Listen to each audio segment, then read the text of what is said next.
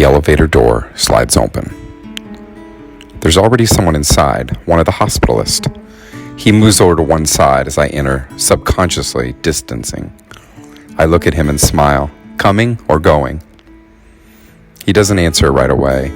Instead, he pauses, as if trying to remember.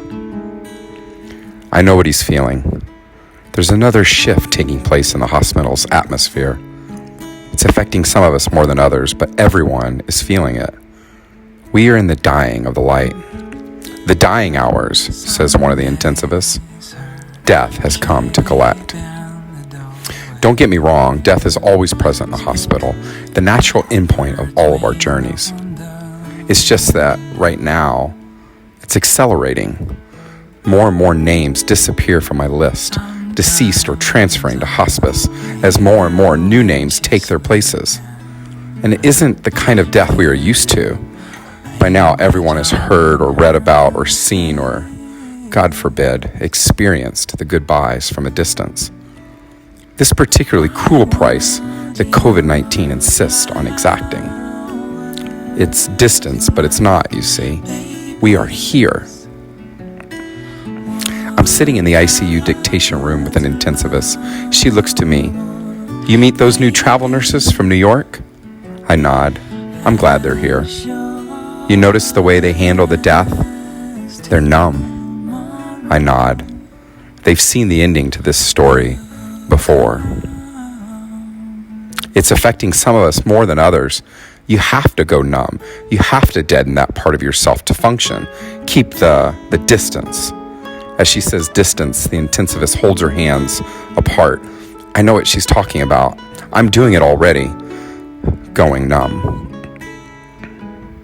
Walking through a COVID ICU, it used to be jarring, seeing one mechanically ventilated patient after another lying on their bellies, their faces turned away as if unwilling to form any connection that might remind them of how they once breathed freely. Now, I'm used to it. Is some vital part of me dying off too? Withered and wasting away as I focus on distance, distance, distance. Human beings weren't made to pass by each other in an ever-widening orbits. Life is not lived at a distance, and yet we must, to have any chance at all. People ask me how my day was. I used to try and think of a way to describe it. Now I can't even try. I know the question is innocent. It shows that they care. It's polite. But it also shows that they have no idea. Don't make me relive these long days, these small hours. It isn't all death, of course. My view is skewed as a consultant. I often see the sickest patients in the hospital.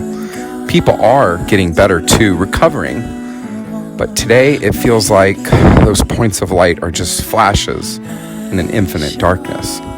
Fleeting, delicate hope. One of the patients is put on ECMO and transferred out. The intensivist invites me to observe as if she senses that my soul needs something to hold on to. It's an incredible thing to see, truly. For a moment, enwrapped, I forget the realities of my world.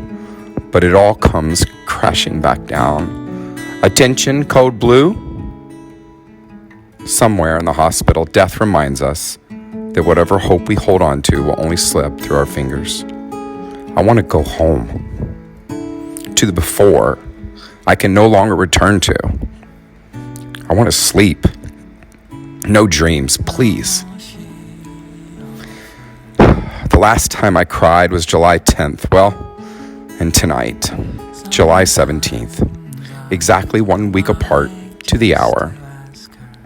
It happens in the shower, as if the water might camouflage the tears and make them indistinguishable from the rivulets running down my body, down the drain. The days are blurring together. Everyone feels this inside and outside the hospital. I live my life one shift at a time. I exist in the reddened grooves my PPE etches into my skin. Today is whatever day people say it is. COVID doesn't count the hours, and neither do I. I finished my work for the day. I'm exhausted. The kind of exhaustion that makes your soul ache. I get on the elevator as the doors slide open and a nurse gets on with me. "Hey, Dr. T," she smiles. "Coming or going?" I smile and then pause for a moment, trying to remember.